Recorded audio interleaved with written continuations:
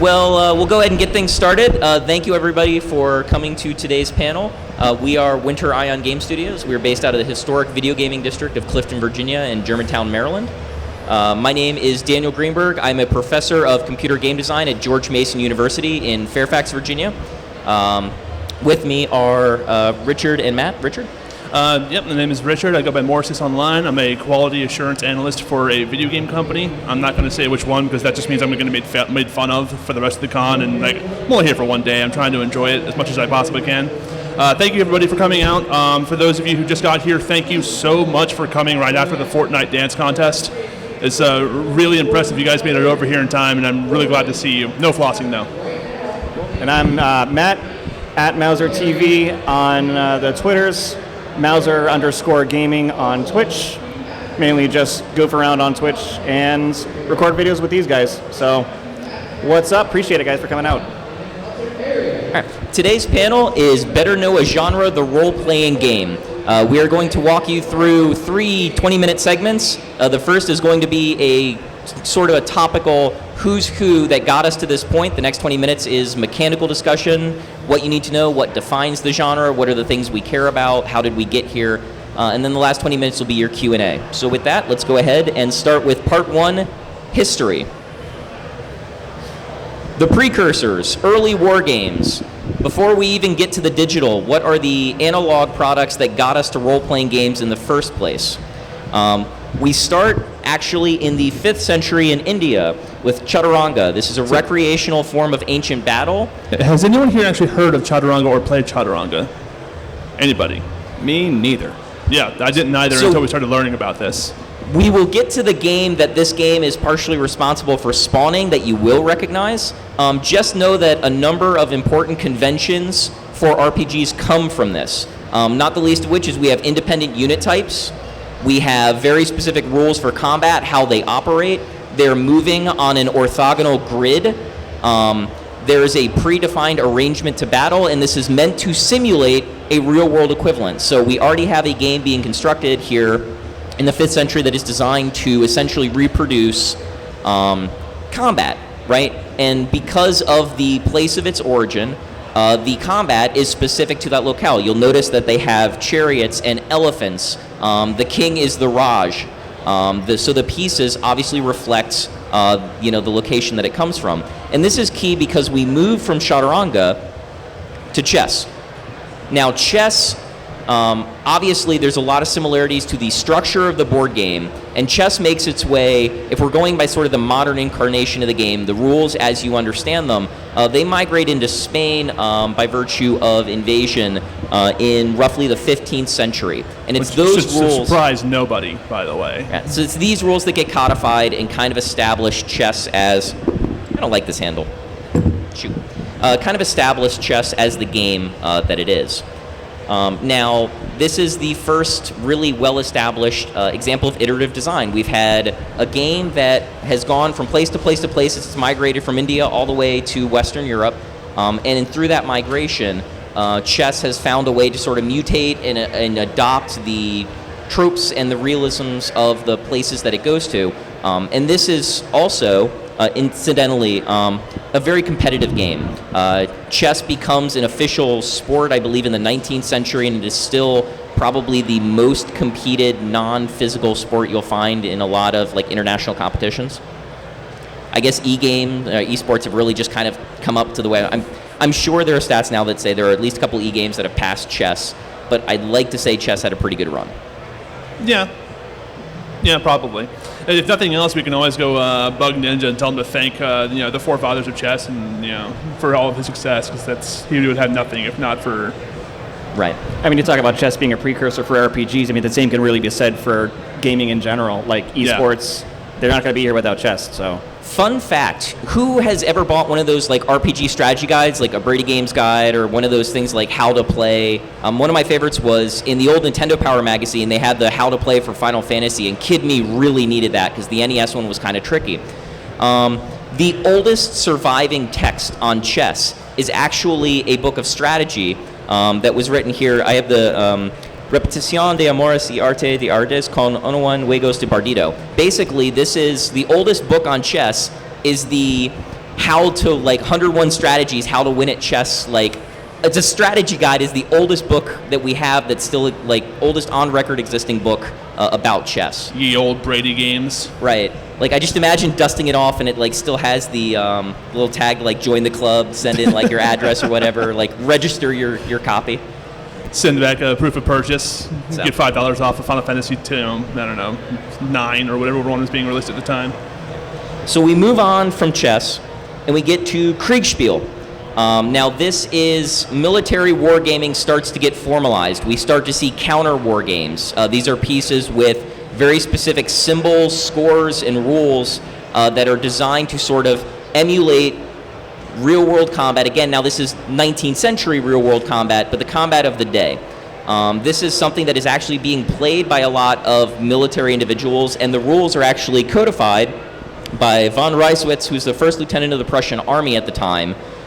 These rules spread like wildfire throughout Europe and are the foundation for the modern military war games. So if you've ever sat down and played something like Axis and Allies or Avalon Hill games, any of those counter-based war games, if you've played things like Hearts of Iron or Europa Universalis, those games owe a lot to Kriegspiel and the foundations that it sort of lays.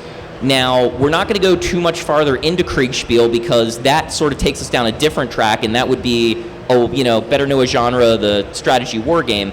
It's really just important to know that Kriegspiel exists because Kriegspiel is what drives H.G. Wells to make Little Wars. Now, Little Wars comes out in 1913, and this is essentially a game that is designed to take the same sort of structure, military war game, and abstract things a little bit.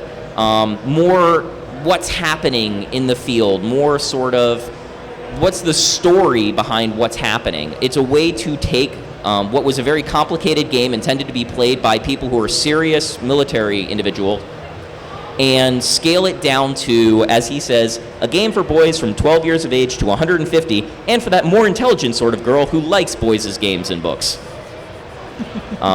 We are now, I guess, 106 years on Little Wars. I've yet to see a really good reprint of it. They do exist. You can find them. Amazon might have Little Wars reprints. But as you can see from the picture, this is essentially H.G. Wells sitting down on the floor with a bunch of miniatures, moving them around with measuring tape and playing with them. This is essentially, if you've played something like Warhammer, any of these games where you're sort of putting miniatures together and moving them and saying what they're doing. We're getting closer to the RPG. And one of the key things about Little Wars is it has an abstracted combat system with a neutral umpire. You'll see the gentleman that's sitting there looking at a little timer in the corner. He is essentially a judge. He is a neutral arbiter of the game that is supposed to have no strong feelings about how the game plays out, but he's supposed to sort of rule it and scheme it and say what's happening and determine if combats are won or lost. He is the computer in this scenario. He is all of the code and programming, all the stuff that goes into determining whether or not you win or lose a fight. In 1913, obviously, computer's not really an option. You could sit there with an abacus and hack it out if you really wanted to. So he's sort of filling in and taking the role for that. So looking at a pen and paper type pathway also, like he's kind of like the precursor for a dungeon master. Funny you say that. Roll for initiative.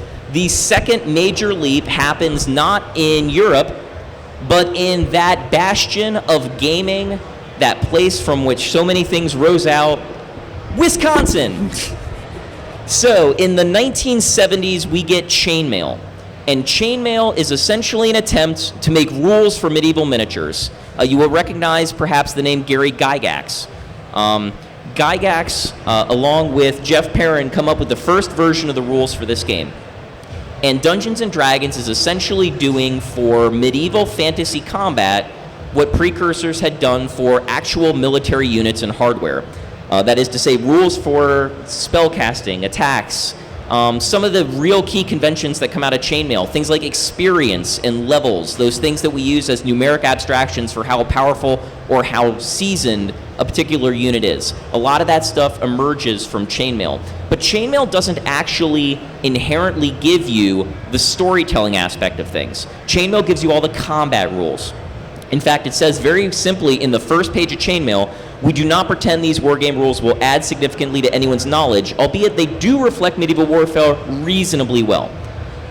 The key here was to sort of abstract the game and come up with, this is sort of a way that you could do medieval fights that we think sort of works, and you can sort of gauge how strong opponents are. And you can kind of see where this history is going, how it all begins on the grander scale. You look at a game like chess, the king and the queen, yeah, those are singular individuals, but once you get down to the knights, that's not just one knight who's directing the house, that's meant to represent cavalry.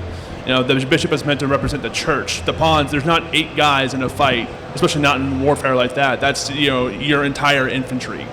And the games sort of expand on it from there on. And you can see the trend of this. It starts going from that grander scale to smaller, to smaller, to smaller. Chainmail itself was meant to be a much smaller unit and to look more at more individual accomplishment, without necessarily the narrative being a part of it, but that was sort of where it was going. Yeah, and it does go there because it is just a couple years later that Chainmail finds itself used in another system. The original Dungeons & Dragons game was essentially a way to lay narrative on top of a game of Chainmail. That you could have a dungeon master. This is that neutral arbiter from Little Wars. Although now he's not so neutral anymore, because when you think about it, if everyone else at the table is there to be one of the heroes in your story, some poor unfortunate soul who does this for these individuals and many other for years and years and years now. We're missing D&D right now. Yeah, to give this talk. This is our D&D time. Normally Saturday nights we'd be in Washington D.C. playing D&D, and I'd be GMing for everybody. But instead, I'm here doing this wonderful talk for you lovely people. The Dungeon Master is essentially the combination of all the computer rules that are necessary to drive sort of your story, your narrative. They are all of your branching trees. They are the randomizers for everything, with the exception of the dice that you do let them see when you throw them. So they're playing that role of the Little Wars umpire, and they're also playing the role of a storyteller. And that's really the key, is Dungeons & Dragons gives the story aspect to Chainmail and marries these two things, and is that marriage of interactive, cooperative storytelling with a numeric underpinning and some sort of mechanical game to drive what's happening in that story. This is the point those two things come pretty much inexorably tied, and all of the RPGs that follow in the digital form basically are codified by this general rule. And we'll get into it a little more when we talk about what defines the genre, but it really is marrying those two things, because most games, when we talk about them, what is the game trying to do? What is the purpose of the game? In an RPG, more than anything else, the purpose is to try to tell a narrative with a mechanical underpinning or some sort of numeric challenge that occurs for the player to abstractly solve, overcome. Sometimes it's used as trope for growth, but it's there to essentially describe what's happening in a framework. Yeah. And I think going through the generations that you just outlined, also, one of the neat things is just how refined the systems have gotten. Like the first game, Chaturanga, you have your pieces, no real individuality to them aside from like their ranks, which carries into chess. And then with Kriegspiel, you have numerical values assigned to each character, which gives them more individuality. So you have more strategies with those, which carries into Little Worlds and the terrain and the more intrigue that brings as a commander. And so it kind of helps roll into that feeling of individuality you have when you're starting to roll your character for D&D.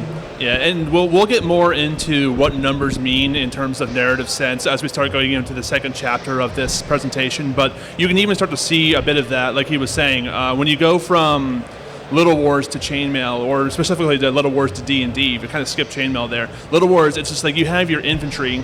Your infantry will always have this one particular value, and you can give it modifiers here and there, based on tactics. But an infantry will always do X amount of damage. Whereas once you start getting into D&D, the numbers start telling you more of a story. A fighter will not always have 18 strength. They probably should, but they don't always. You might make a dex-based fighter with 12 strength and 14 dexterity. They're still a fighter, but they're more focused on agility and speed and quick thinking and quick reflexes, while still using a different rule set. Like, these numbers mean something different now over the course of the development. Yeah, and so with Dungeons and Dragons, we now have a generation that has grown up in universities in the 1970s, telling stories where they are wizards and knights and fighting dragons, and there's sort of this renaissance that happens. And a lot of the people at these universities who are playing D&D also happen to have access to the computer labs, or happen to be programmers, or just really, really ambitious individuals. And this is where you start to get a lot of the first role-playing games. They're built in the universities in the West. So some of the big games that come out of here, we're just going to highlight a few. There are text adventures that spawn in the mid-'70s, things like Will Crowther's Adventure, that drive an entire generation of people doing story-based exploration, puzzle solving. If this was better know a genre, the adventure, we would absolutely be running down Will Crowther right now to talk about the influence that games like that and Zork had.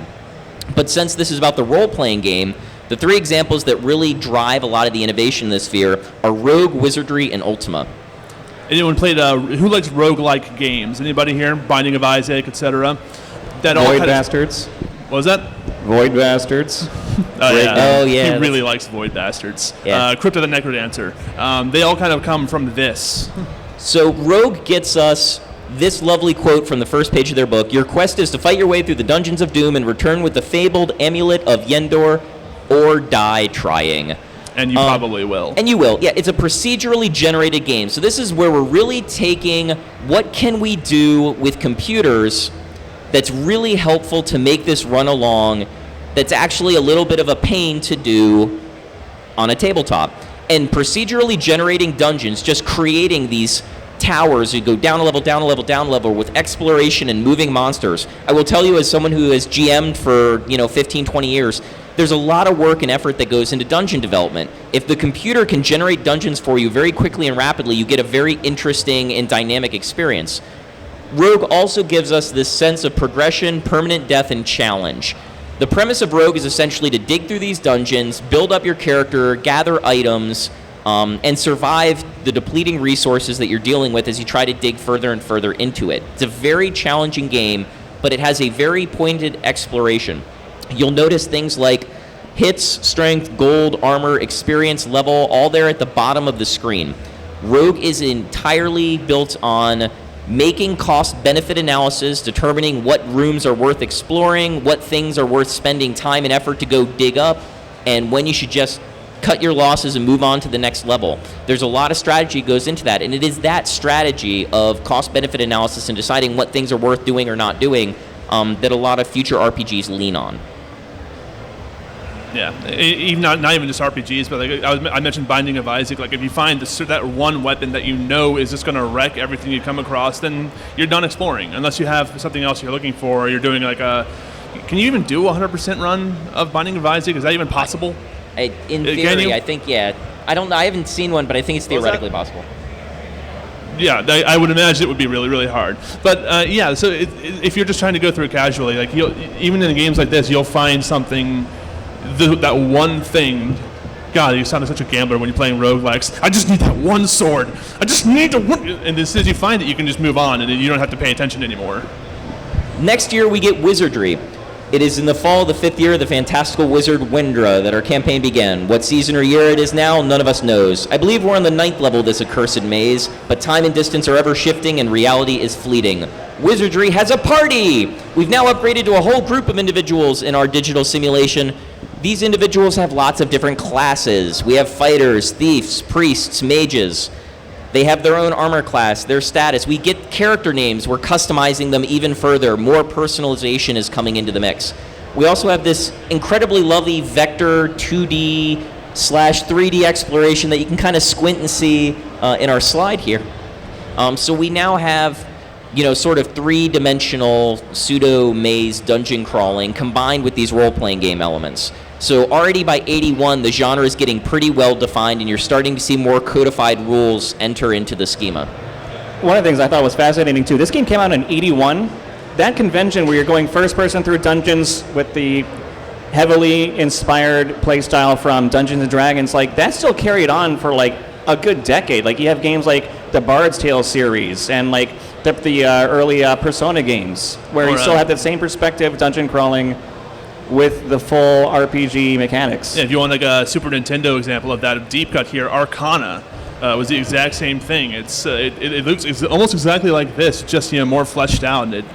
Although it was a card-based RPG combat, Arcana's weird. And although it was incredibly difficult to grind and level up in, the Windows 95 screensaver.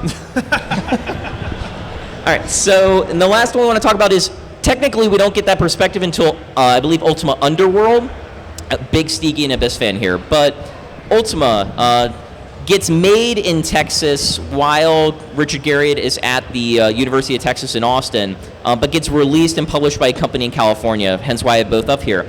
This gives us our open world adventuring. Now we're getting that top-down world map perspective where we're going to go trudge into a town, and then the town's going to zoom in, and we're going to see everything at a different scale. So we're seeing even more of these conventions kind of stack up and get built game by game by game as we move down the line here. Ultima provides us very deep experiences and connections and communications with other people. In fact, Ultima 4, Quest of the Avatar, when we start to get into morality systems and different purposes and sort of like goals that players abstract as they go towards the game. These are, again, really important kind of mechanical definitions that really stick with the genre sort of beyond the 20th century. I'm sorry, I'm just looking at the slide where it says you were in the lands of Lord British. Really? Oh, yes. Really? The guy's name? Richard Garriott goes by Lord British. I have seen him more times wearing a crown than I have not wearing a crown. And one of the greatest stories in really gaming history, of those of you who got the chance to play Ultima Online, there's the famous moment where Lord British is standing out on a platform overlooking all these players. Imagine a modern MMO where like the creator of the MMO goes out on stage and says, "My people," and then gets assassinated. So everyone's just looking at the guy that made this world, and boop, drops. Someone got up there and killed him. Yikes. Just wonderful game. Like, I don't know that we're ever going to have something that great that isn't staged again, because how are you going to convince the developer of something like the next WoW, should it ever come to pass, to go up there and be like, my world is now open, have fun, and then just get shanked by somebody. Is this at the start of the game, like the ribbon cutting ceremony? Oh, something got cut. It wasn't ribbons. So this takes us to probably one of the biggest sectors in the genre, especially in the 1990s. And possibly why I think a number of you are sitting in those chairs right now. Thank you for getting it here. I hope it's worth it. The early Japanese RPGs, the Black Onyx, Dragon Quest, and Final Fantasy. We start with 1984, Hank Rogers, who this industry owes a ridiculous amount of thanks to. Not only does the guy basically rescue the rights to Tetris from Alexei Pajitnov when there's a big fight between Mirrorsoft and like 3 or 4 other companies that are all scrambling across the Iron Curtain to try to get Tetris, the guy also, in his time, manages to get out to Japan and make a game that introduces the RPG to a Japanese audience. Specifically, he didn't try to reinvent the wheel here. All he did was try to make as functionally understandable and accessible a Western RPG as he could to release in Japan. And it wasn't met with great success initially. It actually struggled for the first couple of times he tried to demo it. So then what he did is he actually went in to the offices of game creators, and he sat with them and he walked them through creating characters D&D style and explained what was going on in person instead of just kind of handing them the game and saying have fun. Once they understood and were enjoying what they were playing, the game flew off the shelves. I think something like 150,000 copies of it sold, which was terrific for a PC game of that time. And the game became a massive success, and more importantly, inspired other people in that sector in Japan, specifically in Tokyo, to start making these games. So what's interesting? So with the Black Onyx, it was basically someone taking a Western RPG, bringing it over to the East, introducing them to the RPG genre. Yeah, sounds a lot like what they like. We're getting ahead of ourselves here, but it sounds a lot like what they did with Final Fantasy Adventure, taking an RPG from the East and a JRPG, introducing it to Western audiences. Or Moso Mystic Quest, especially. It's basically absolutely. It's basically Western Mystic Quest. Yeah. Right. Yeah. No, that's it's what we're looking at. And speaking of quests, Dragon Quest, Tokyo, 1986. This is an attempt to introduce the CRPG to a new audience. So basically, Enix recognizes the style of game that they've got here can be really compelling, but they need to repackage it. They need to kind of restructure it in a way that's going to work better with their gamers. So they take what they've learned from Black Onyx and other RPGs that they've studied, and they produce Dragon Quest as a way to sort of bring a new audience into role-playing games. It's a very linear game in a very explorative package. If you've ever actually played Dragon Warrior, you would know that there's not really a lot you can do other than walk around, kill things, gain experience, and there's sort of very specific story beats that get you to the end. But packaged in that structure is actually a very sort of wide and expansive world that you get an opportunity to explore. Yeah, it really is probably the first true marriage, I think, of having individual characters with actions and consequences. You have an overarching narrative that drives you, the player, and then it has the same, a lot of these conventions and systems that we've come to expect that are still in JRPGs, especially today. I mean, I think that, didn't they just come out with another... 11? Yeah, 11 just happened. They're still making Dragon Quest games. But this is just one of those first examples, and it really is just a great example. If you haven't played it and you have 30 hours of grinding to kill, go right ahead. But thou must. Yeah. Dragon Quest gets some extra bonus points here. You have individual character creation in 3. You have monster training in 5. This is a series that just kind of kept doing things. Yeah. Crafting was in, I think crafting started in 8, but you feel free to correct me on that one. I'm not totally certain. I know it was massive in 8 and very important. And then we have this sort of popular series that also kind of came out just a little bit after, the Final Fantasy series. And you know, with Final Fantasy, I'm getting a little ahead of myself, but like, you know, these guys play Dungeons & Dragons. You know they were directly inspired. Because if anyone who's played the original Final Fantasy game, look at your magic system. It's basically one-to-one Dungeons & Dragons. You have spells level 1 through 9, and you have a certain amount of charges for each of those spell slots. They later scrapped that system, thank goodness, but like... Colloquially, this is known as Vancian magic, named after comic book writer Jack Vance. There are a number of things that come out of this. The elemental themes, going to get 4 crystals of light or orbs of light, making your characters, specified character classes. We all know that there are a lot of things from Final Fantasy that have stuck around, not just with Final Fantasy, but because of its success, a lot of other games that followed it. So this is where we kind of leave off the history section of our talk, because these sort of foundation games are what drive a lot of the sort of golden era of games that we see through the 16-bit era and into the early PC game, or PC and CD-ROM-based games of the late 20th and early 21st century. But we want to get into conventions. Not just too many games, so we need a different kind of convention. Yeah. What makes an RPG? We always hear this debate, right? What mechanics, what rules, what is an RPG, what isn't an RPG, how exclusive is this club, and how do we get to that definition anyway? And I think what it helps to do is to ask what the game is trying to do. And like we said at the beginning, the game's trying to do 2 things: tell a story and challenge you mechanically. So we'll start with telling the story. What are the narrative structures? What's the wordsmithing that's going on here? How does an RPG tell a story? And it starts with a framework.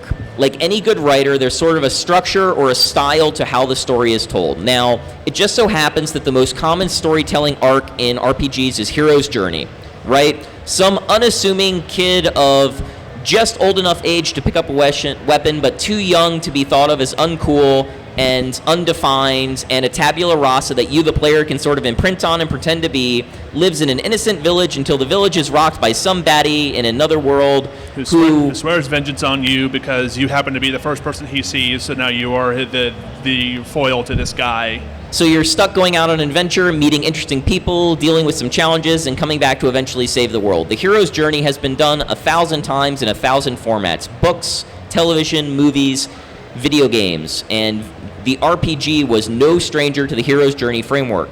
A ton of RPGs work on this. Really, any RPG where your protagonist basically just kind of stares blankly or uses ellipses in place of talking is channeling the protagonist of a hero's journey story very, very hard. I mean, the point of the whole entire RPG genre is individuality and putting yourself in the game, and that's the easiest way to do so. Right. And remember, the thing with RPGs is that's really one of the first times when you start to think about like the question of who's your favorite character. Because nobody's favorite character was the bishop in a chessboard. Nobody cared. It's like, this guy moves diagonal, whoop-de-flip-and-do. hashtag Team Rook. It's all about that cavalry, man. Take the L. But this is where we also just want to mention real quick, like any medium, whether you're writing a book, whether you're filming a movie, whether you're making a game, plot, characters, theme, setting. Think all the stuff that your elementary and middle school teachers hammered into your head for your book reports, right?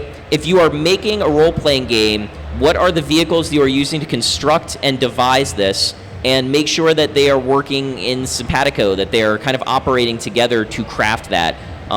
When we think about the hero's journey, it's all about an individual's growth, right? So naturally, things like experience and levels and getting stronger over time and losing to the baddie once or twice, but he spares you for some reason, then coming back to defeat him later, then finding out he's not really the big baddie and there's an even bigger baddie on the moon, right? All of these things come from the story trying to show growth and development and the exploration of an individual kind of coming of age. And that's such a common thing to tell in this. And that's where the second part of our story, the mechanics, come into play. How do the numbers, how do the rules, how do all those things that you're doing reinforce the story that you're trying to tell? Yeah, and this is sort of what I was getting into earlier with how a D&D's characters, like their strength score is more than just the damage they do. It's also like what they kind of went through to get there, or like their own personal habits. Like, does your fighter work out? Probably. If they have an 16 strength, they probably, press iron for a couple hours a day. You hand wave that part because nobody wants to hear about that. What's Gordrick the Ironbreaker doing? I don't know. Getting his sweat on. Thanks, Steve. Thank you. That's awesome. But So, go ahead. So we have combat systems and character statistics, right? We have rules for what happens in a fight, who gets to act when, is it real-time, turn-based, all this stuff that we decide that sort of frames how these combats take place. And just think about how a simple combat in RPG affects your perception of the plot that you are engaged in. If you battle the first boss at level 6 and the boss is level 8, oh, he was really tough, but I just barely beat him and I'd used a lot of strategy. This gives you a perception of the story in your head that the opponent that you are fighting is a really dangerous opponent and you just happen to rise to the challenge. If you're level 12 or 13 when you go fight him and you push him over with 2 spells, that makes him feel like less of a threat. It scales down your impression of the antagonist.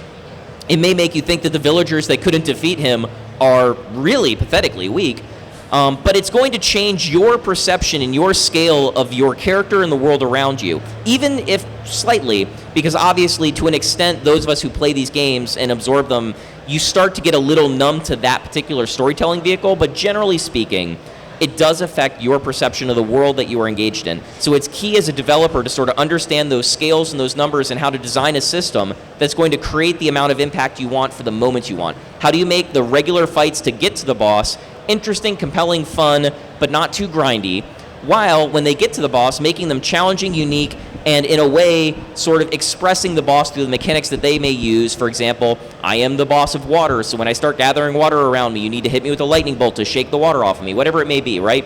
You use those tools as ways to define those characters just as much as you define your protagonist, you define your antagonists through the combats in which you experience with them. Yeah, I mean, these games, like, just to get off track for a little bit here, these games are meant to be played tactically and strategically.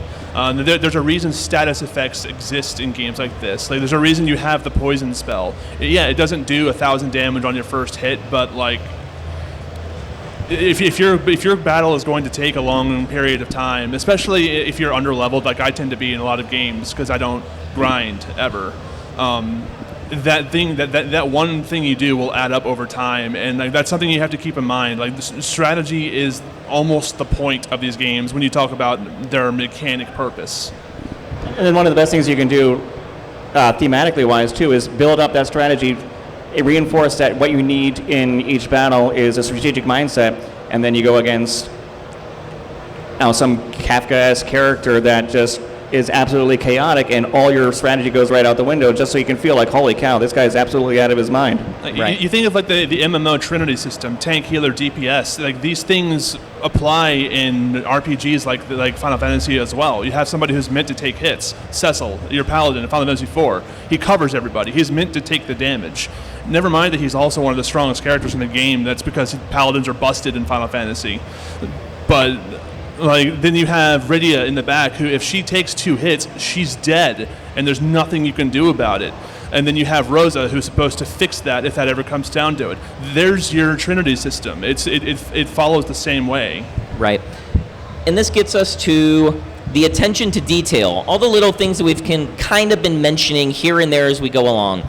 So we have these 2 major underpinnings that define our RPG, right? We have a story we're trying to tell, and we're trying to tell it utilizing a certain core structure or mechanics based around challenge and combat. But there's a lot of little things you can tweak.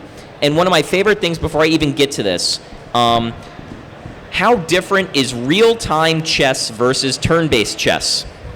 If you have ever tried to play real-time chess, it's insane. If you haven't tried to play real-time chess, please try to play real-time chess with somebody that you will not mind being rivalrous with or competitive with at some point. But there's lots of little mechanical details we can adjust to a game to adjust how it tells its story or how it feels when we're experiencing its combat. Shout out to that guy on the top left there. Yeah, that is one unhappy Witcher victim. Fate accepted. So we have combat systems. Obviously, there's the mechanics: turn-based, tactical, strategic, action. Tactical games kind of harken back to our chaturanga chess style, orthogonal. Sometimes they're hex-based if we get more into the Kriegspiel style combat, right? That's strategic level, grand strategy game.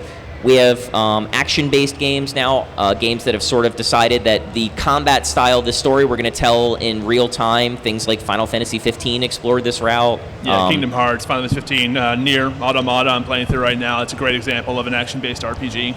Every time we have the debate of is blank an RPG, the first thing I notice is that it seems to be a game that has very action-based combat. And the thing I would caution is look at everything else, right? Action as a combat vehicle does not inherently RPG or DRPG something. That's not really sort of what we're after. I guess the question is look at the rest of the experience and decide if it better matches up to something. And just remember that like any other genre, the whole point of genre in the first place is just so you know if it's the sort of thing you might be into when you pick up it and look at the back of the box. Or in this case, I guess, look at the description on the online store before you download it. All right. Besides combat style, we have things like morality systems. This spawns out of Ultima, but we have a lot of games that sort of drive this today. Yeah, KOTOR, Mass Effect, these are big ones. You want to go back to like the MMOs, Lineage, like a karma system. If anyone here played Lineage, probably not. Yeah, and sometimes this is a smaller thing, like it just might affect branching narratives or which ending you get. Sometimes it's a larger thing. Sometimes it has an impact on how much experience it costs to get certain things, or do you have access to certain skill trees. It can entirely affect the way you play the game or how you play the game. Stuff like Undertale goes completely off the deep end and tries something really creative with its morality system. It entirely alters the game based on which way you decide to play it. Yeah, because it's the morality system in that game is the point rather than something that kind of helps your character define who you are. It's like you get different endings entirely. Like there's only 2 endings: mercy or fight. It's the same. You know, it's very simple, but it's more so than Mass Effect. Like the ending of Mass Effect is mostly the same, whether you're good or bad. Especially when you get to 3, it's basically the same ending. It's just how is it painted and what are the extra little bits that are sprinkled on top of it at the end. Like those change, but the main plot doesn't. And that's the thing too. Like the morality systems in a lot of these games. Like you look at Fable, you look at Mass Effects. You can be good or you can be bad, and it just recolors the game. But the most effective ways of enforcing this morality system is to make consequences. If you want to be a jerk, there are perks, sure, but you're still going to have negative consequences. If you look at a game like The Division, it's an MMO, but it's also an RPG, stats based and all that. And when you're in the player versus player zones, if you play like a jerk, you're going to have bounties on your head, and it incentivizes everybody else to kind of gang up against you. So yeah, you're getting better loot, you're doing better for yourself, but you're also putting a big target on your back, so it kind of goes both ways. The Scarface effect. Yeah, exactly. Okay, I can be the bad guy. Perspective. How does a game differ if it's third person, first person, isometric, top down? We have different senses of scale. We have different senses of how big or how small the world is. It's maybe a little easier to get into the nitty-gritty details of specific things with certain camera styles. It can be much easier to sort of illuminate the sheer size of worlds in others. First-person games are really good at giving you a sense of immersion and feeling like you're in the world. The Elder Scrolls series has done this to great effect. First-person games are really bad at giving you a sense of if you can make a jump or not. So if you're doing an action system, think like Deus Ex. Deus Ex does a lot of things really well. It's not the first game I would go to as an example of a platformer. So understand what you're trying to challenge players with, understand what you're trying to sort of explore from a perspective, and then alter your perspective for the perspective. Then we've got settings. Where is your story taking place? Because plucky young kid who goes on an adventure to save the world can happen in a whole lot of different places, right? This can happen in a medieval fantasy setting. This can happen... Fantasy. Right, science fiction, modern... Star Ocean. Yeah, horror. Shadow Hearts. Yeah, or, Vampire the Masquerade Bloodlines, right? We have lots of... Sorry. No, you're good. You're good. So we have lots of, different settings that these things can take place in. And obviously, those different settings offer us different opportunities to tell different types of stories, different conventions. This can be a good way to explore different senses of individuality, because there's a sense that when you're doing medieval fantasy, which is the most common JRPG, there's just a million medieval fantasy JRPGs from the 20th century, that there's only so many things you can do from a sense of what sort of story of growth or exploration for an individual or a small group of individuals are you trying to tackle, because their problems are always going to be defined in some sense by the setting in which they take place. Modern settings, sci-fi settings, horror settings all allow you to explore slightly different challenges for different individuals at different age groups, at different socioeconomical levels, right? They give us opportunities to tell more stories, different stories that kind of run a different gamut. And that's a very compelling thing to me. So I always like to see when my students decide they want to try to jump into a game in a genre that they like in a setting that they haven't seen much of. Or you can just play Chrono Trigger and play all of them at once. All of them at once. But you're still hungry. I wore that shirt yesterday. I couldn't wear it again today. And then we have how many people are playing this game, because the RPG is so often thought of as a single-player game because so many digital RPGs are single-player games, but they're not. And the genre really got its start on the tabletop, and the tabletop was, by its nature, a multiplayer experience anyway. So there are multiplayer RPGs out there. There's multiplayer ones that you can sit down on the couch with your buddies and play. And then there's massively multiplayer online RPGs, things like EverQuest and Ultima early on, games like Final Fantasy XIV and WoW now, games that have come and gone that explore different genres like City of Heroes over the years. Yeah, one of my favorites is the Mana series, the Secret of Mana, Legend of Mana. A lot of those games have multiplayer, like couch co-op systems put into them. And how does it change if you are not the only one experiencing the story or telling the story, right? How different in Secret of Mana do the characters of Purim and Popoi feel when they're driven by AI that constantly runs against the wall and doesn't seem to know what it wants to do with its weapons, versus when you have competent friends who are sitting and playing those characters and wrecking house with gem missile for days? Why would you use anything else? Right. But honestly, like that also, it changes what a game means when you have systems like that. And when you're just going through it, and when you have your two AI NPCs running into a wall, then you kind of just write them off over the course of time. Like, you understand at a certain level that these characters matter and that they have stories, but because they annoy you, you sort of don't care anymore. But when it's your two friends sitting on the couch with you playing through, and you all are kind of acting and working together, you all get a chance to be invested into this story in different ways, and it means something so much more meaningful to all of you at once than it would in a single player setting, I think. And one of the biggest things about RPGs in general is immersion. And what better way to immerse yourselves as part of a party than having the rest of your party sitting next to you or playing alongside with you? Yeah, the human voice, the effect of hearing somebody ask you or tell you to do something that you then reflect and do in game is a very powerful tool. And then level design. Is your game open world, linear? Is there exploration? Is it alleys or islands? The picture on the left is Daggerfall. Daggerfall is an absolutely massive game that I'm trying to affords understand the mess on the right. What is that? Those are the designs for the levels in FF13. You didn't notice the hallways? I'm sorry. So I'm used to the hallways being a lot more beautiful than that. Right, so there's lots of different ways to tell the story you want to tell, and sometimes how you direct people has a lot to do with this.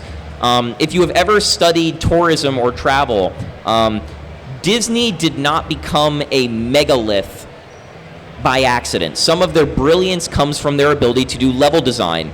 You've probably played a lot of platformers or games that give you sort of the hub and spoke style where there's like a central location and you can go off to Ice World and go off to, Grass World, go off to Giant World, go off to Space World, go off to Lava World, right? That theme park design that Disney really sort of showed was incredibly powerful is something that a lot of game development still uses today. The idea that we sort of give players a map or a world to explore and sort of carefully cordon off the experiences or segment the experiences in such a way that players kind of navigate towards what they want to do and still enjoy the sense of progression. Yeah, the shirt I'm wearing, Suikoden, is a perfect example of that. You have this headquarters that you find like a quarter into the game, and everything after that is just branching off from there to a different section of whatever country it is you're trying to liberate. And then you come back, touch base, go to the other section again, and come back to, it's like he's saying, there's a reason that works. There's a reason why I'm wearing that shirt. There's a reason why it's one of my favorite games of all time. And it really helps to incorporate a lot of different mechanics into a game without overwhelming the player all at once. Right, yeah, big time. And then finally, the name of the game in RPGs oftentimes is optimization, right? Did you really put that photo? Aaron did this. There's no way Aaron didn't do that. Right, yeah, Cherry Bomb couldn't be here today. She's not feeling well. She did a lot of our slide designs. So the inventory systems, the economy, the party management, right? All the little details that go into logistics and setup can sometimes define an RPG. If you've ever played a game like Final Fantasy Tactics, a lot goes into deciding what jobs you assign for your characters, where you put their job points, what sort of combination of classes makes the most sense, what equipment do you give them, which accessories do you give your characters to make them immune to status effects or give them haste or make them immune to poison.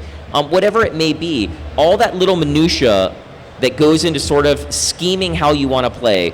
Richard called it, gaming systems. It's optimization. And optimization is in and of itself a big part of design. How much do you allow players to optimize, and how big a pendulum do you make that optimization? Like, if there's any fans here of Final Fantasy VII, the materia system is incredible for optimization because it gives you so many. The thing about a lot of Final Fantasy games is that there's so many ways to be effective. There's really easy ones. You could just get Knights of the Round, cast it, and win every fight except for like 2 in the game. Or you could spend time with that enemy skill materia, or run around, learn every nitpicking little skill, most of which don't really do a whole lot. But you don't ever need like those red or those green, those magic or summon materias if you have everything there. There's just multiple. You can do a no materia run. You can do a no item run. You can do a level 1 initial weapons run. You can do a limit breaks only run. There's ways to go about these different games in so many different ways if you sit and think about how to make that particular path that you chose work. And that's probably the biggest reason I play these games as much as I do. Like, this is my genre, this and platformers.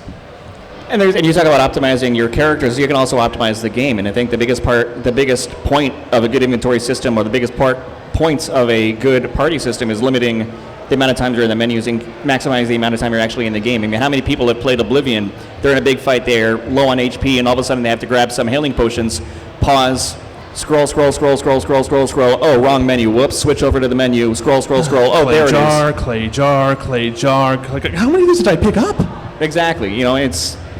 it just breaks the immersion because now you're basically imagining your character rifling through his pockets, rifling through his backpack, and it just kind of breaks that illusion a little bit. Yeah. So this takes us to part 3, our discussion, when we finally shut up and give you a chance to sort of get what you've got on your mind, off your mind, So what I want to do now is Matt is going to field your questions over here. If you have them, we'll answer them one at a time. And to convince you, we have some lovely swag that's been provided in here. We've got various stickers, and we also have some figurines, I believe. Yeah. So ask a question, grab a thing. Thanks, Alex. So yeah, we've got, some Fallout bobbleheads, nice. So some Vault Tech and Fallout stuff here as well. So what we're going to do is, if you have questions, just go ahead and come on up and ask them, and we will answer them. And we will bribe you with these goodies if you do. Yeah, come on up.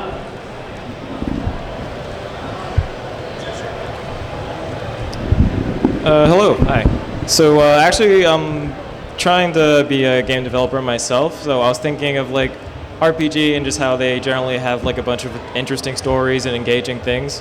But I'm also thinking of making like a platformer. But I want to make it a game that people can take seriously. People that care about the characters, but they also care about the story while also caring about the gameplay. So do you have any tips for something like a platform that people generally don't take seriously and do well in gameplay and make people actually care about the plot and the setting and everything like that? Yeah. So my short answer would be play Hollow Knight and take as much away from that as you can. I just started that actually. An older example that might also be useful is Ys 3. That's a side-scrolling platformer that's also an RPG, and it's from a really well-established series of RPGs that date back to the Master System. I will tell you, as a person who teaches people how to make games, I'm always happy to hear people are excited to make them, and I absolutely wish you all the best with it and tackle it. Just remember that there are, I don't know if you have a specific engine or tools or something you're looking to use to start developing your game. Yeah, right now I'm using Unity 3D, and I mean to check out Unreal as well. All right, the good news is if you're using Unity, some of the problems have already been solved for you. So if you're looking for ways to handle like your inventory system or your UI or some of that basic stuff, you don't necessarily have to get things from the Unity Asset Store, but I promise you, as you're working on your code and developing, you're going to find people that have run into the same problem as you on those forums, and they're going to be able to answer questions you have about things like managing those lists, or my game's running slow, how do I sort of optimize this list that I've got to prevent it from like chugging anytime somebody hits sword on my inventory. So it's good that you're using that engine because it's really going to simplify things for you in the long run. Yeah, I don't think there's necessarily something to worry about in terms of taking it seriously. Right. I think there are plenty of side-scrolling games that people do take seriously. Dust and Elysian Tale is like a side-scrolling action RPG. Yeah. People love that game because of its narrative. You know, people actually pay a lot of attention to it, even though it's weird, like furries and fairies running around doing silly, anti-government things. It's cool, but people do take that kind of seriously. Like I said earlier, Hollow Knight is one of the most beloved games of the past 5 years. People take that seriously because they care about what those characters are feeling and doing and thinking and saying. So it's not so much the medium, I think, that's of your presentation. It's going to be the presentation itself. So that's kind of where I would put a lot of my energies. Okay. Yeah, and finally, just one last thing. Remember that genre tends to bleed over things. Some of the truly beloved games of this era, stuff like Castlevania Symphony of the Night, right, is a side-scrolling platformer that has RPG elements, but because it does some other things and is in a very specific category, we tend to think of it as a Metroidvania and not an RPG, right? Yeah. It's hard to think of something as anything other than a Metroidvania when it's called Castlevania. So, but yes, those are the fusion of sorts of gameplay designs that have been explored and done so in ways that have been almost universally loved and really functionally effective. So I think you're probably on the right track making something like this. All right, great. Well, And thank you so much, and grab something you want. Sure. Any other questions? What up? Yeah, come on up and ask your question. Thanks, man. Okay, so I'm a game developer, or at least aspiring one too, and I already have like a great story for RPG, but Oh, yeah. Sorry, it was turned too much that way. Okay. Go ahead. But like my idea that I want to make an RPG that essentially progresses through the types of RPGs throughout the ages. Okay. But like it begins at the latest and then progresses back to the old and then like mixes it all together. But how do you do that in a way that doesn't overwhelm? So the question is developing an RPG that's going from sort of the more complex modern style, and then over the course of the story kind of going back to the roots of the genre. I would say on a purely practical note, hopefully this has been helpful in seeing sort of the progression one way, because obviously you can just walk the slides backwards to an extent. Just remember that the reason we make certain adaptations over time is because technology kind of affords us the opportunity to do it. The reason we started having a bunch of FMVs in RPGs is because all of a sudden we had the CD, and we went from 1.44 megabytes on a floppy disk to 400 and something megabytes on a CD, right? We had all of this space available, so developers saw it as an opportunity to create and add to games in a way that we had before. So when you're thinking, I would encourage you to think backwards in that sense, right? Develop your system, and then how does my system become more interesting or more complicated when I take away something from my 2 gig system down to a 1 meg system? And then how does my game become more interesting and complicated when I scale it back from 3D to 2D, or when I scale it back from 2D maybe all the way to text-based? I don't know how far you intend to go by your finale, but when we are trying to design a game, one of the things we're always trying to figure out is challenge. We're always trying to figure out what about our game becomes more interesting, complicated, and difficult as we train our players into our system. The game you're describing is very, very interesting to me because it inherently kind of messes with that general rule of game design. Now what we're saying is, how do we challenge the player when our game is, in theory, becoming less complex over time? Because most of our complexity emerges from technology growing and expanding over time. What you're really doing is sort of creating your challenge by taking things away from the player over time. So I'm definitely intrigued by the idea and think it's got a lot of potential. I would just encourage you to think about, in terms of how to make it work, think about what you're taking away at each point and how you weave that into the story. Okay, that makes sense. Thank you. Yeah, thank you so much. And grab whatever you want to grab from the stack. Next question? So if you had to pick one thing from your favorite RPGs that made it your favorite RPG, what would it be? All right, you want to tackle that first, Matt? Yeah. I mean, so my favorite RPG is Final Fantasy X. And honestly, like the sphere grid that they use for leveling up, the leveling up mechanics that they use, gives you so much flexibility and so much customization. You're not shoehorned in where it's like, Radio's the healer. You can make any character, especially if you go into the international version of the sphere grid, you can make any character whoever you want. You want to give Yuna a crap ton of strength, go nuts. You want to make Kamari into your white mage, you can do so. It gives you a lot of flexibility, and it's something that I would love to see a lot more in games as well. This is a question, the first half of your question, you talk about my favorite RPG. That's one of the hardest questions in the world to ask, because you can always be like, what's your favorite song? There's a million. So I'm going to give you an answer. It's going to change tomorrow. But my answer for right now is my favorite RPG is Chrono Trigger. And the biggest takeaway for me for Chrono Trigger is probably the side quests. You have a good story in Chrono Trigger. You have interesting characters. You have a lot of fun customization. You have a lot of different ways even within those characters. They have a set number of skills, but there's things you can do, like you can give all of your magic tabs to Robo and make him the best healer in the game, also the best damage in the game. Also, Robo is just the best character in the game. But what really tied the game together for me was the side quests, because more so than just go out, collect this number of deer antlers, or go talk to this guy for me and give him this medicine. It's a lot more than that. Like these side quests have implications not only for the world you're in, but for the characters.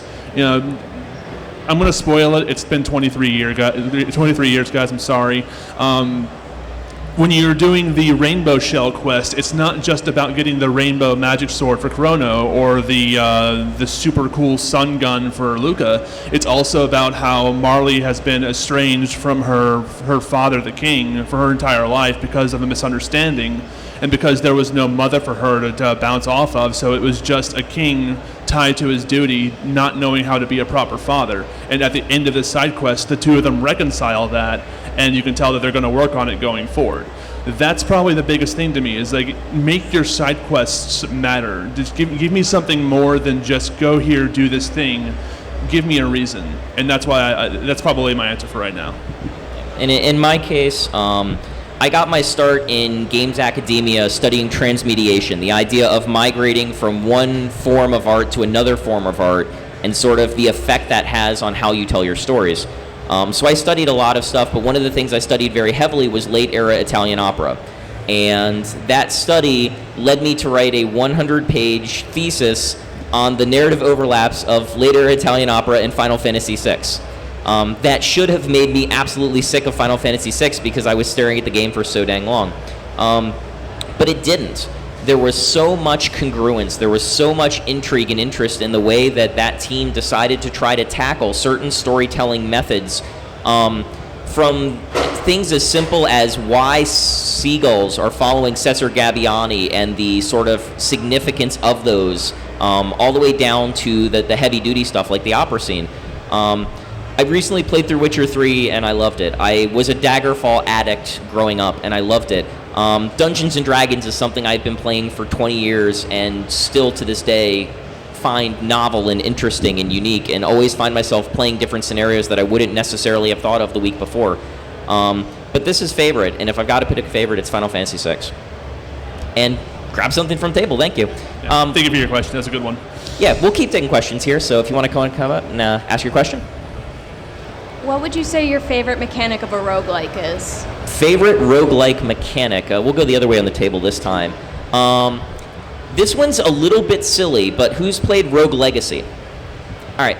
Rogue Legacy gives you portraits of all of your fallen forefathers, and, you know, as you kind of wander out of the castle to try for the 35th time to reclaim your family legacy. And you get to pick which of the two, like, branches or children or whatever, you know, you're going to be on any given thing. It's such a simple thing, but walking past, like, portrait number 13 and going, oh, that's the time I just screwed up on that stupid jump and I would have been through this game. Or, you know, time 21 when you look at it and go, oh yeah, that was the time that it was just such a fun level, like I wasn't even trying to beat it, I was just farming it for gold or something. Time 26, well, I just got screwed on I got the worst sword in the game, that's all I got, man. It's such a simple little touch, but things like that build engagement, that sort of hearken to why you're playing this. Really, really well done touch in an otherwise deceptively simple game. I think the benefit of roguelikes, probably my favorite thing, is something that's been coming up over the past like 5 or 6 years is randomizers for RPGs and things like that. And roguelikes do that anyways. That's sort of the whole basis of the game. And that's sort of, I play those games not to sit down and enjoy something. I play those games because I hate myself sometimes, and I just want to feel some pain and just go through as much of a challenge as I can. So you sit down and you're just like, okay, cool, let's play this game. Because roguelikes, if you take a game like Crypt of the Necrodancer, which is probably my favorite roguelike, you can finish the game start to end, including DLC, probably within like an hour if you're going through casually. But to get to that, to get that good, you're gonna suck for a while. But even then, like, you can get lucky and get the blunderbuss on your fourth playthrough, which just wrecks the entire right side of the screen. I'm meandering and I'm wandering around, but basically I like the random aspect of it, and I play these games for the challenge that comes from just not knowing. Because I love games like Chrono Trigger and Final Fantasy and Suikoden and all these other games, but I know those games. They aren't a challenge for me. I sit down because I like the story and I like the characters and I like the music and all these things, but there's no challenge there anymore. Roguelikes, there still is, because I suck at them. Now, my favorite mechanic, and Dan kind of mentioned on a little bit because it's very prevalent in Rogue Legacy and Void Bastards, is giving you a character to play. Instead of you defining who your character is, this game says, okay, so this life, you're a guy who's a smoker, so he's going to cough every once in a while, and he's colorblind, so you're not going to see any colors. It's all black and white. You know, give you some sort of random aspect that changes the way you kind of play the game. You know, like there's some characters where you'll be really tall, so you can't hide behind barriers or anything like that. You know, it's just simple stuff like that, you know, again, it's also into Richard's kind of favorite mechanic where it's randomized, where it almost changes the game for you, and it forces you to think outside the box and change up your tactics, so it's not the same strategy and the same playthrough every run you make. Right. Awesome. Thank you, and grab whatever you want to grab. Next question. Looks like we have 2 left. Hey. So So I've seen kind of two ideas when it comes to like stories in RPGs. The first is like traditional kind of media where it's like there's a story, you build it, you go through it. Not much you can really change. You can change it somewhat, but there's predefined endings. Another is where it's kind of really systems based, where essentially there's just a world there, and depending on what you do, things change. So you kind of create your own story. I'm just wondering what your takes on that is. So linear storytelling, projected world with like defined end states versus open, mutable worlds with less codified end states, essentially.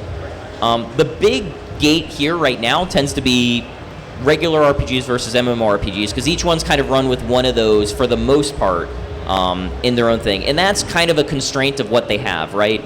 So even though MMORPGs have a certain storyline that's going along and they need to have story beats and move things along a certain way, most of the world's sort of meta-narrative is based around other things. Which guilds have defeated this boss? Which faction's doing better in PvP, and so on and so forth. Whereas in linear RPGs, a story was written and a mechanic was devised to tell that story over a predefined period of time, but they're very rarely intended to be open-ended. And because of those constraints tend to define a story that it itself has to have a distinct start and end to it. If I had to give a quick hot take, and it's got to be quick because we're running out of time here, I find that linear RPGs tend to focus more on personal growth and character, not even just of the main character, but also everybody around you, whereas open world tends to care more about the world and implications of things. And that's sort of my quick and dirty, and you can always talk to me more about this later on when we're off the stage, but that's my take on it, and I tend to care more about personal growth and storyline, so I tend to go for the linear ones. And really quick, I mean, there's also a benefit to linear games. Sometimes, just as a player standpoint, sometimes you just want a nice, predictable game that you're going to be able to get there. We just have to play a nice, simple story, go from A to B. I'm 35. I don't have time for this. Gee, I wonder if he's my brother. Yep, he's my brother. All right, well, grab something and thank you. And last question here, real quick. Sorry to kind of rush us along. So I've been game developing for about a few months now, and going to be starting out my first RPG game, like about now. Started working on it like not too long ago. So this panel was really helpful, but what are like some of the things that to constantly consider while making the game? Concerns for making your first RPG. This is something my students run into a lot, and I will say that the biggest thing is have a sense of scale, a sense of scope, right? The first game you make should not be a 60-hour experience that has 200 dungeons, 14 playable characters, and is meant to sort of retell Beowulf, right?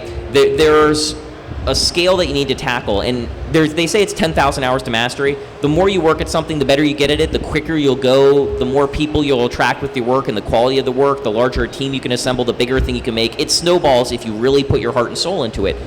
But you have to start small scale. Think village, think dungeon, like the original Diablo, single village, single dungeon, but has something really compelling about the way it tells its story and how it works in a way that even at a fairly small scale game that Condor developed, you can make something really powerful. Yeah. It's really oversimplified, but it goes back to one of the first things we said during this panel of what are you trying to accomplish? What story are you trying to tell? What are you trying to get across with your mechanics? You sort of have to keep that in mind throughout the course of your development. Just write it down somewhere on a Post-it, or have somebody cross-stitch it and put it over the entrance to your home. It's like, what am I trying to accomplish with this game? That's just, you cannot forget that. All right. I'm good, yeah. So with that, we have completed our question and answer session, and we've also run a few minutes over, so we are going to get out. Thank you all so much for coming out here. Greatly appreciate it. You can find us online at winterion.com or at youtube.com/Winterion Game Studios, where our flagship show, Ion Gaming, airs roughly every other day. And there's still free stuff at the table. Oh yeah, by all means. There's a few other things. If you haven't grabbed something, come up, grab a business card, grab a goodie. And thank you all so much. Really appreciate it.